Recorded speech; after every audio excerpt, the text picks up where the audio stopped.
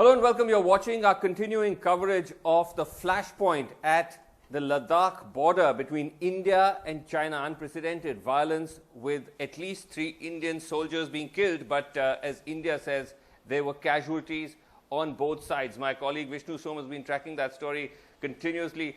Vishnu, now at 5 o'clock, is it possible to get a sense of if there's been any more information on this? Because the original bare-bones statement by the government, which they had to revise earlier, they said that casualties on the Indian side, and they said casualties both sides. But do we have any more details of exactly what happened? Yeah, so Srinivasan, that unfortunately that bare-bones statement, numbers of casualties for the Chinese side as well. So that bare-bones statement is all that we have at this juncture. In terms of casualties on the Chinese side, there are unconfirmed reports which we won't rely on at this stage. The Chinese have confirmed that casualties have taken place. This has been confirmed both through 2 of their official government mouthpieces, and we have also said that Chinese casualties have taken place. But I think, Srinivasan, the big issue over here is whether we have, as you mentioned, at 5 p.m. all these hours later, been provided the actual ground situation of what took place in Ladakh. Do we actually know that this encounter between Indian and Chinese soldiers, as has been reported, is all the information at this stage, or is there in fact more detail? And it's important to note that despite multiple queries at various levels on whether or not there are other soldiers who've been killed in action, whether or not there are any further assessments of the casualties on the Chinese side, whether or not there are any detentions which have taken place, there has not been an answer. No denial, no acceptance, other than a statement, or not a statement, a clarification which came across to me saying that we are still awaiting detail to come from the Major General level talks which are taking place in a place called PP14 or Patrol Point 14 in that Galwan region. By now, military headquarters, army headquarters, the Ministry of Defence, the Prime Minister's office would have a very well-rounded idea of the extent of what has taken place. But all we can report at this juncture, based on what the government has told us officially, is that 3 soldiers, including a commanding officer of the rank of colonel, have been killed in action in the Galwan region in an incident which took place late at night, last night.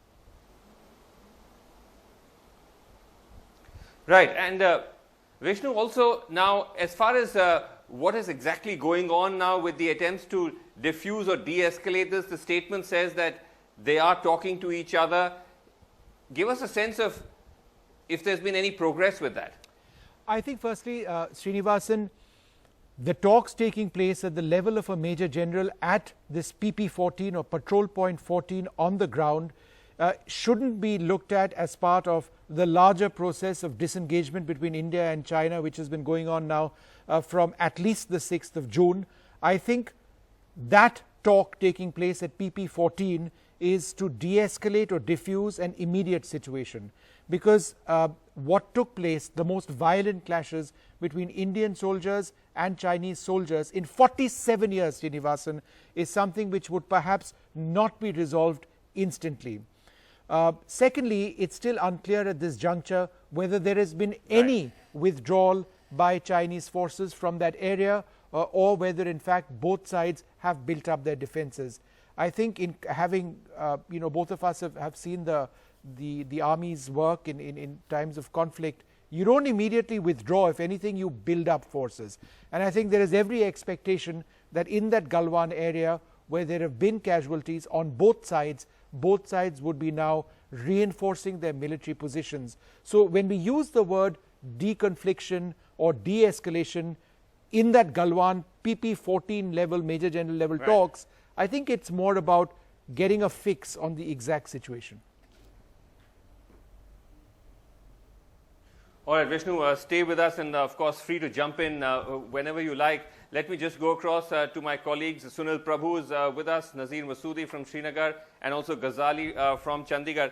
But let me just go to Nazir first. So, Nazir, what are you hearing on the ground as far as the army is concerned? One of the significant pieces of information that we've learned, of course, is that no firing actually took place. It was actually batons and stones that were used, it appears, by both sides to inflict the violence. Any more details from the army about what exactly happened and what's the situation on the ground? Well, Vasu, what we know is officially is that small statement that there was during the de-escalation, it has happened. But what we know from the sources, there has been huge clashes there. That's why which has led to the casualty of an army or colonel rank army officer and 2 soldiers, 1 JCO and 1 another soldier. And there are lots of speculations, reports. We are waiting for a detailed and updated statement from the army what might have happened. But there are lots of speculation that things are not exactly quite there. There is a lot of crisis in that area. That's what sources are telling us. In fact, what happened today has actually changed the status quo on the line of control, rules of engagement on the line of actual control. And it's not limited to this. If you see the larger picture, you see line of control is hotting up. There's flare up along the line of control with Pakistan, and almost every day there's shelling, there's cross-border shelling. People are dying, soldiers are getting killed on both sides. Even today morning there was shelling in the Tangdar sector as well. And when we see this line of actual control for last 45 years, there was a long-held, belief that we will not allow disagreement, differences in the perception to allow to become the disputes and then the confrontation. But that has happened today, and many believe here in the security force official we talk to say it will have larger implications along the entire border region, particularly in Ladakh. But what everybody is waiting here is the statement from the army. They are saying things are quite bad on the ground. Okay. Well, in fact, there was supposed to be a briefing from the army, but we haven't heard anything about that as of now. Sunil Prabhu, give us a sense of what's going on with the government. We know, of course, that Rajnath Singh meeting with the Chief of Defence Staff as well as the service chiefs. The Prime Minister, though, seeming to go ahead with his meeting with the Chief Ministers on the lockdown. But obviously, this is something that must have sent alarm bells ringing at the highest levels. Well, as you are well aware, Srinivasan, the Prime Minister also taking a little bit of a break because he's asked the Home Minister, he's taking stock of the situation. He's being briefed also by the military establishment as well as the Ministry of External Affairs and his National Security Advisor on what needs to be done. We will definitely see a response, not from the military establishment or the briefing as you're talking about. Whatever will come from the Ministry of External Affairs through a press briefing. They will use that methodology to give whatever response needs to be done. Yes, the 2 major generals are speaking to each other. I'll go to Ghazali, but let's not... So it's in that context we'll have to wait and see how things evolve, in terms of how this entire procedure plays out. So definitely the situation is quite... tense. It's something that the Ministry of External Affairs as well as the Government of India have been deeply concerned about, and we are expecting a briefing, whether it will be held today or it will be done tomorrow. But definitely, as they say, this is an evolving situation. They're taking stock and seeing what kind of measured response can be given to the various issues that have really suddenly come up after it has become, as Vishnu points out, after 47 years, a violent clash where we have lost an army colonel as well as 2 others in clashes between the Chinese and the Indian forces. All right, thanks very much indeed for that, Sunil Prabhu. Keep coming back to you. Now, Mohammad Ghazali joining us from Chandigarh. Now, Ghazali, we are seeing statements by the Punjab Chief Minister Amrinder Singh as one of several statements that we're seeing both from opposition chief ministers and leaders. The Congress itself coming out with a statement that the brazen transgressions into Ladakh have caused grave concerns as the Modi government remained a mute spectator, etc., etc. There can't be a compromise on India's security and territorial integrity. What exactly is it that Captain Amrinder is saying and asking for? See, Captain Amrinder Singh himself has been an ex-army man, so he has reacted strongly to these deaths in Gangwal Valley there in Ladakh, and he says that every time these repeated incursions, and India is facing an adverse sort of adverse neighbors from Pakistan side and from Chinese side. So Captain Amrinder Singh has asked the Union government that the government should react strongly, give it back to these Chinese army on these deaths of these attacks or incursions in Ladakh Valley, saying that our weakness, it should not be, China should not seize that as a weakness if we are not reacting right now, because he says that there are soldiers, we are hearing news every day, soldiers dying out of cross-border fighting on the Kashmir side, and now these incursions on the Chinese side. So India should reply befittingly there, because it is also the violation of territorial integrity. So Chief Minister Captain Amrinder Singh has asked this Union government that we should react strongly, give it back to Chinese, because they are only violating the territorial agreement between the two countries, which has been there for so long. Right. Thanks very much indeed, Ghazali, for that. Now, Vishnu, just to come back to you, obviously the opposition using this as a way of now targeting the government. But the point is, Vishnu, that how does what happened at Galwan square off with the government's attempts earlier to suggest that things were actually de-escalating when clearly they weren't? That's exactly the point, Srinivasan. Just a few days back, the army chief, for example, spoke about a significant de-escalation taking place.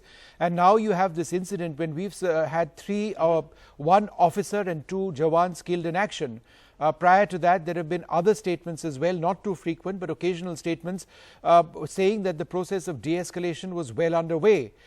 Then there was an announcement after the 6th of June, when talks did take place in the Chushul-Moldo region between lieutenant generals, after which again there was that message of de-escalation. It also needs to be mentioned that that message of de-escalation taking place was also repeated by China. They used different language, but there seemed to be a suggestion that both sides were progressing. Now, to what extent did both sides progress, we don't really know. We do know from our sources that there has been no movement as far as a withdrawal of Chinese forces from the Pangong Lake area. In fact, the images that we see on our screen now a few moments back were from the Pangong Lake area. But there was a sense of optimism as far as 2 other areas were concerned. The Hot Springs area to the southeast of the Galwan Valley, which we've been talking about, and the Galwan Valley itself. Now, there is an open debate on the extent of the Chinese intrusions into these areas in terms of the number of men, but I don't think there is any doubt on the fact that these intrusions did take place. There have been some reports of Chinese road construction activity as well, not too far from the Indian Army post of Gogra, that's in the broader Hot Springs area. However, for suggestions to be made that everything was normal and that there were no detentions of Indian soldiers, and then to have a situation like this when there is this violent clash which has resulted in fatalities, clearly indicates that the situation in Ladakh has always been a lot more serious than has been officially spoken about. Now, unofficially, there are lots of accounts going about, even about details on the incident which has taken place in Galwan, which we are being careful not to report at this stage. But one can only hope that there is transparency in this incident. Nobody is looking to report inaccurate information, hence questions are being asked.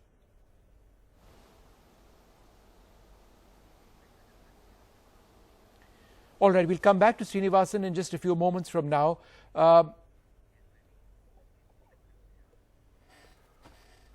All right. Well, let's just go across to Mr. Dayal, who joins us now on the line. Thank you, sir, very much for being with us. This is the most violent episode that we've seen in 47 years between India and China. Going forward, how do you see this working out? Because there's been an attempt at de-escalation and now a fatal sort of situation. So would you say that that de-escalation process will be hit?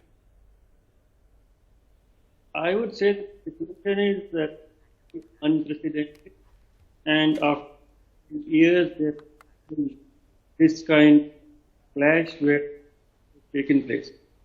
But the problem is that the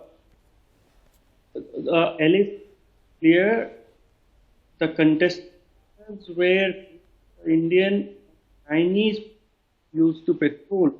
There, China is now trying to tents, construct roads, and All right, sir, I'm sorry, I'm going to have to interrupt because the line with you is slightly bad. We'll try and come back to you in a few moments from now. We'll try and clear up the line as well. Professor Gigi Dwivedi also with us at this stage. Professor Dwivedi, your thoughts on the way going forward. Do you think that this de-escalation process is now going to be stalled, at least for the moment?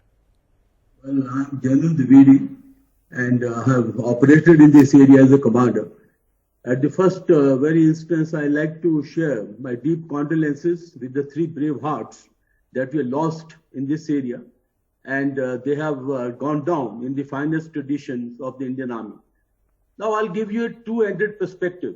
Having been the field commander in this area of Galwan and Pagongso, what exactly happens when we talk of de-escalation, when we talk of face-off? Well, when the face-off takes place, 2 forces, they come face to face and they are almost eyeball to eyeball. Now, when we talk of de-escalation, first step is to disengage so that there's no skirmish or inadvertent clash. So you pull the forces back by whatever distance that is decided. And I want to again clarify one thing. For field commanders, there's no haziness or there's no dichotomy as to what the line is on the ground. So when we as field commanders go on the ground, we exactly know where the line runs. So therefore, we defend that line, we dominate the line, and we deny any ingress to the line. So our first process had taken place after the 6 June talks between the Lieutenant General Harinder and Liu, the PLA. Now they would have decided to, disengage, and that disengagement process was on. Now during the disengagement, what are the line decided? It is the onus of the field commanders to defend that line. And I can presume, having been the commander there, that there would have been some ingress from the side of PLA. And that is why the field commander, that is the commanding officer with the men, would have gone to resolve the issue. And that's where the scuffle has taken place. Point number 2, the PLA has adopted a very, very, I would say, clever technique over the last 40, 45 years. They do not actually get into firefight. They use proxy means, like in South China Sea, they use fishermen. And here, they have not used the weapon, they have used some blunt object. And that's where the scuffle has taken place, and possibly we. But sir, if I can just ask you a question, doesn't it seem bizarre? Professor Dwivedi, Srinivasan, just half a second. I wanted to ask Professor Dwivedi a question, just a quick one. Doesn't it, Professor Dwivedi, since you've served in that area, does it not seem bizarre that India would lose 3 soldiers and inflict casualties on the Chinese as well without any side using any guns? Yeah, that's exactly I'm trying to tell you, that this is what the Chinese have adopted, these techniques, which are not soldierly techniques, which are the techniques. No, but sir, soldiers come in flak jackets. They are wearing helmets. How exactly do you beat to death soldiers either on this side or on that side? Do you not believe that somewhere there is perhaps some information missing over here? Yes, there could be information missing, but I can join the dots. As I said, I have been commander on the ground and I have been defense attaché in China. I follow PLA very closely. Now what happened is that here they have used what is unarmed combat, because that is one of the very important aspect of PLA training. They all use unarmed combat. After 1989 Tiananmen Square episode, PLA has been one of the very important facility, unarmed combat. And in unarmed combat, you can kill a person without a weapon. Unarmed combat could be a factor. Okay, Professor Dwivedi, allow me for a second, because it's also, as we mentioned, there has been a raising of the political temperature as well. Joining us on the phone line, we have Senior Congress leader Manish Tiwari. We also have with us Seshadri Chari, political strategist, former editor of the RSS journal, The Organizer. Thank you both so much for joining us. Now, Manish Tiwari, what exactly is the Congress's position on this? We have seen a statement from Surjewala, the Congress spokesperson, who's saying that the government has not been able to protect India's security interests.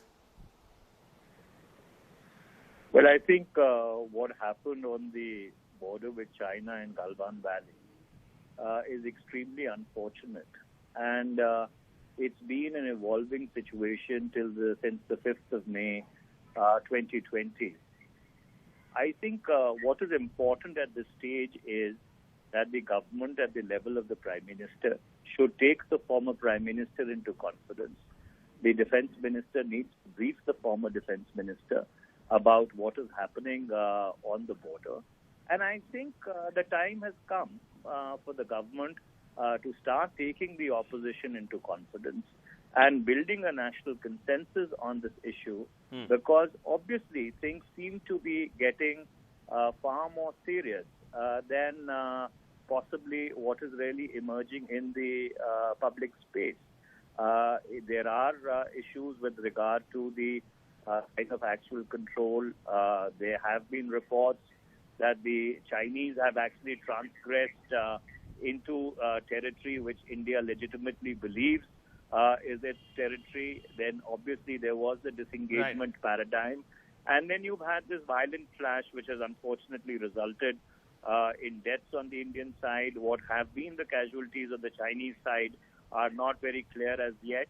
So I think the time has come as a first step for the Prime Minister to really brief the former Prime Minister, the Defence Minister to brief the former Defence Minister, the NSA to brief his erstwhile colleagues, and then, in a calibrated manner, build a national consensus around this extremely potential situation which seems to be developing.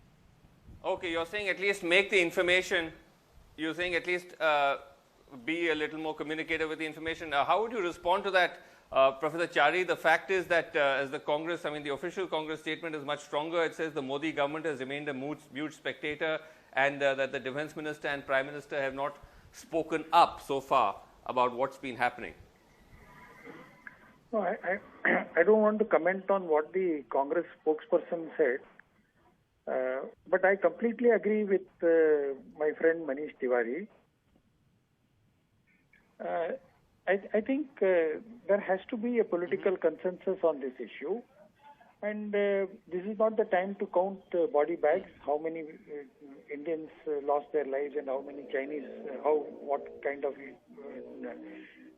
deaths we inflicted on the Chinese and all that. I think we should not be speaking about these things. And I think there is also a little bit of restraint should be there on the part of the media also. We cannot, of course, control the social media. That is absolutely out of control from both the sides.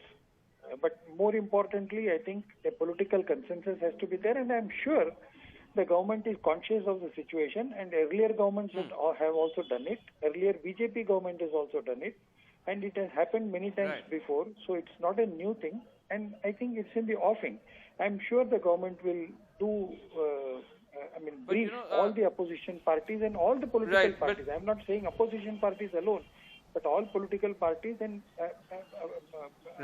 across the spectrum, there has to be there. And I think there is, as far as the national consensus is concerned, it is already Professor there. Chari, just one question though. No, consensus is of course important and we must have it, but this is unprecedented. This is not your standard India-China border clash. Here lives have been lost, which is everyone has been pointing out since the news broke, is unprecedented. It's not happened for over 4 decades. So given that, isn't it legitimate to raise questions about exactly what has been going on there? Because the impression given by the government that all was well, everything was under control, things were de-escalating, when they were clearly not. Try to understand one thing. We are not in the border. We are sitting in different places. This incident has happened, and as the incident happens, it trickles down to New Delhi, it trickles down to the media, and the media has raised this issue. So the government has to take stock of the situation and then take appropriate actions. Just because this particular thing has happened and the whole media is on fire, it doesn't mean the government should immediately press the panic button. So I think we should give enough time to all the parties concerned to get to the issue, try to understand, try to get the official version of the whole issue, try to get things out of place in the proper context. And then go about it. Manish Tiwari, I know that it's still early days yet, but what sort of response should the Indian government have to what has happened, in your view? Well, Vishnu, we are operating in an information vacuum. You see, what exactly is the situation? Yeah, it's on Srinivasan, the line but of actual that's fine. Srinivasan, Vishnu's also with us. Sorry, my apologies since I was on the phone. No, that's fine. My apologies. So, Srinivasan, the short point I was trying to make is that we are actually operating in an information vacuum. I don't think that it is appropriate to really speculate. It's obviously for the government to formulate and fashion the response which it would like to implement. But I think as a first step, since this has now been going on from the 5th of May, or if not earlier, and there obviously seems to be not localized flashpoints, but it's almost at a theater level now, because the flashpoints are spread out across Pangsang Lake, Galwan Valley, Springs, Nakula in Sikkim. So there seems to be a coordinated approach by the Chinese at the theater level. There are obviously reports about, a build-up behind the lines in terms of artillery and even air power.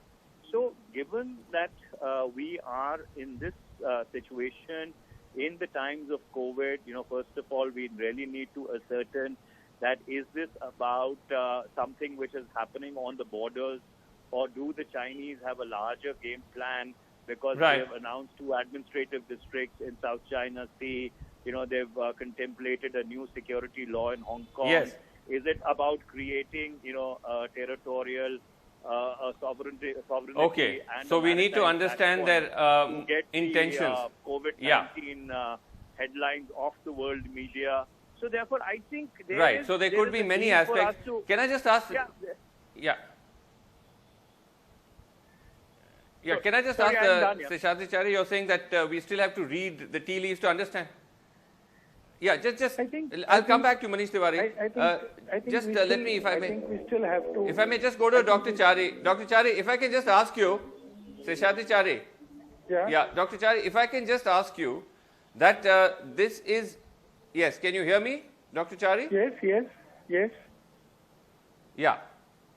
Yeah, I can hear you. So I was trying to ask you that, because this is not an incident which has happened in isolation. We have had now, of course, this very, very terrible, outbreak of violence in Galwan last night. But within the span of a week, we've had this. Then we've had firing at the border at Nepal, which is again unprecedented. And of course, the border with Pakistan continues to remain volatile. Now, should we be worried about whether the government is in full grip of handling the neighborhood?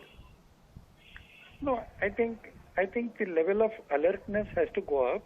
I don't think we need to be worried. Worried is not the correct phrase here. But as far as the government's actions are concerned, I think they will have to take. We shouldn't be worried? It should be. We should be alert. It's not the question of. Okay, we've had deaths on the Chinese border, first time in 40 years. The most important element here is taking into consideration all these incidents. Whatever is our response, we cannot combine these responses. Just because we have got a bad situation with China, we cannot go and bash up the Nepalis. So, this is not the way. This knee-jerk reaction won't work. We have to analyze the situation differently in different contexts. We have to deal with all these situations in a different manner as it suits. So, we have to take into consideration all these things, of course, no doubt about it. But whatever policies we formulate, it has to be a short-term policy to de-escalate the situation on the border as of now.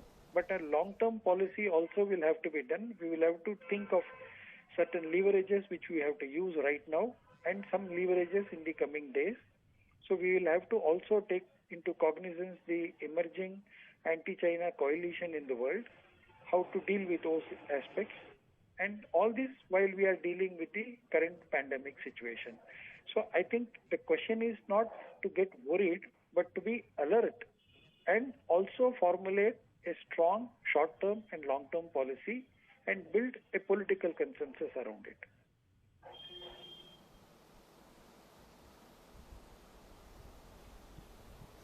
All right. So You're saying nothing to be worried at the moment, and the key is to understand exactly what is China's game. Thank you so much for joining us, Seshadri Chari, Manish Tiwari. Let's just go back. Vishnu, of course, is still with us, as is Professor Major General Gigi Dwivedi and Skand Tayal. Now, just to come back to you, Skand Tayal, because I think we had a little bit of an issue with your line earlier. Now, just to understand, just to try to go back a little bit, because you've been a China watcher, what exactly could be going on that is actually leading China to escalate, in your view? China is not liking that India is building roads in the area, and we are now patrolling those areas more frequently, which were being patrolled very infrequently. And they are now trying to change the facts on the ground and pitching tents where they were not there, and in other ways harassing our patrols. So this game will continue, Srinivasan, I think, and I feel that our armed forces are fully capable of dealing with this at the border. Major general level talks are going on, but we have to take a long-term view of China, how to deal with China, which continues to be unfriendly. Ambassador Tayal, Ambassador Tayal, before we come to the long-term view, just to understand, you're saying that China was irked by the fact that we're building roads and so on and so forth. Now, this has been going on for years. What do you think would have led to such an aggressive escalation? That's something which is new, isn't it? That's why we're all concerned. That's why we're all having this conversation. That is certainly new. I think with this Daulat Beg Oldi road, they are very worried about that, and they want to pressurize India that India stops building more roads. And we are building about 200 kilometers of roads in that very, very unhospitable terrain, which we will not agree to.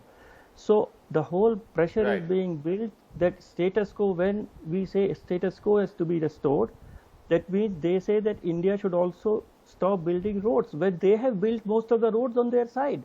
So it is a status quo which is not in our favor. That we want status quo as far as the stationing of the forces is concerned, where patrols were there always on some kind of contested areas, but the pitching of tents or both permanent stationing, that is what we are saying. It should go back to status quo ante, whereas Chinese side are saying that we should even stop constructing of roads in the contested areas, which are in our possession. You're still saying it's roads, but Vishnu, but Vishnu, you've been in touch with the army throughout this time, and I'm sure that not everything that they tell you is reportable.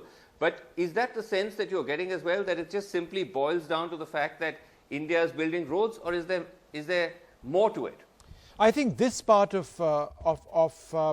what we are seeing in Galwan is directly linked to roads, and let me explain this because it's actually quite important.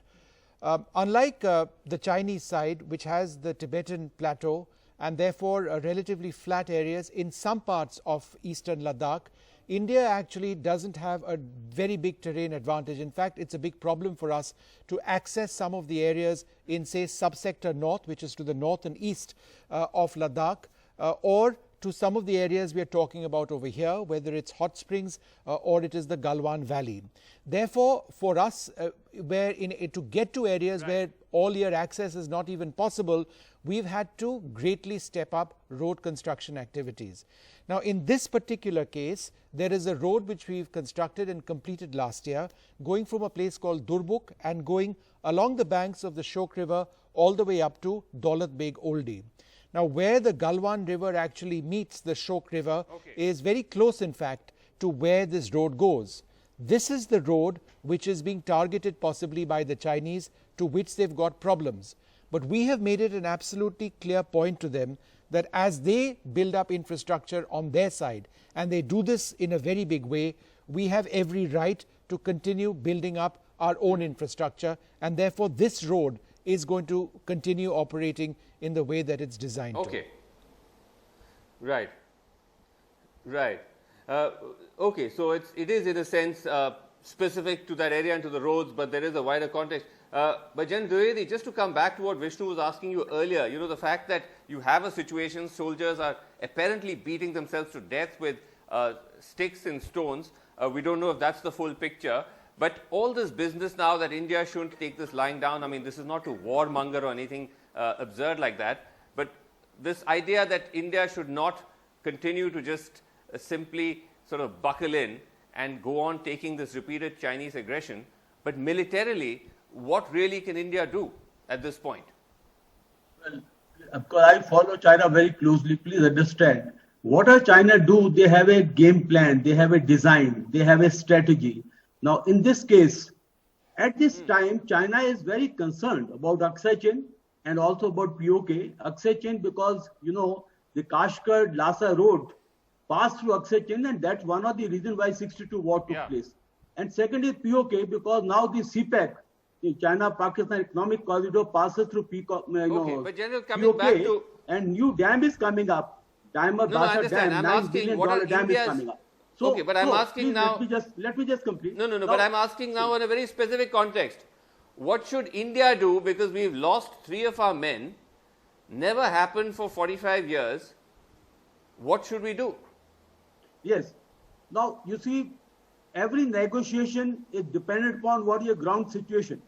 So, at this time, first and foremost, India must stand its ground, and we must get a very clear message to PLA that if they have done this, so they will have retribution.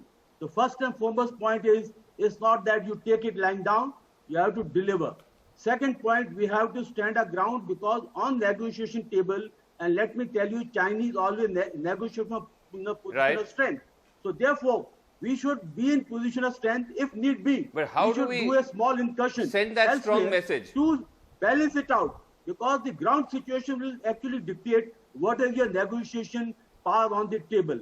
So but how, General, how do we, in simple terms, to the Aam Aadmi and or the viewer who's watching, when you say India should send a strong message, now we already have been told by India, as Vishnu pointed out, that there have been significant casualties on the China side. We don't know the number. But beyond that, what exactly is the strong message that you have in mind, and how do we send it?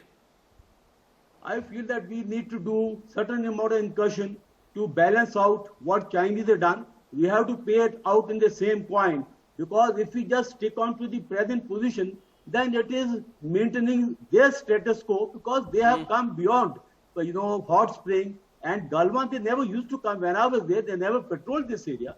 So I think in military terms, if you ask me, we need to do some counter action, and we need to do some counter incursion. Only then Chinese will require. I see. Is that realistic at all, Vishnu?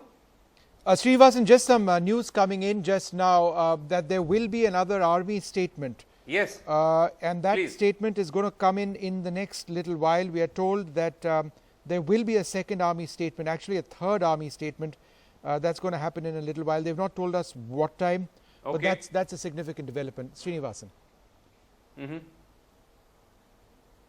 Okay, so we're just waiting on another army statement as well, and that could come, as Vishnu pointed out, at any given time. But just last quick closing comments from everybody. So, Skantayal, now you heard from General Dwivedi, but in realistic terms, when it comes to the military aspect of it, what really do you think India can sort of send a strong signal to China, or is there a risk that it could escalate? I think China would also not like to have very significant escalation at this point in time. So we have to stand firm. We have to take that risk. We have to be very prudent, cautious, but also not give in. And as General said, if they have occupied some parts of our territory, we should also try to occupy some parts of their territory. Ultimately, in negotiations, one must have some bargaining chips, and that is what China would understand. But my point is that we have to have a whole of government. So when you say that, right, the only point is that when you say that China would not want to sort of escalate, their statement was pretty aggressive, where they said that it was India that actually crossed into their territory and said that it called on India not to stir up trouble.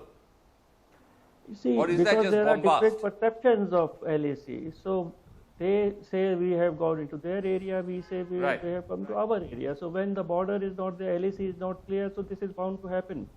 But we have to be very Okay. strong on the borders, not provoke, but also not give in, stand firm and try to resolve it. Major generals are already talking and all the channels of communication should be open.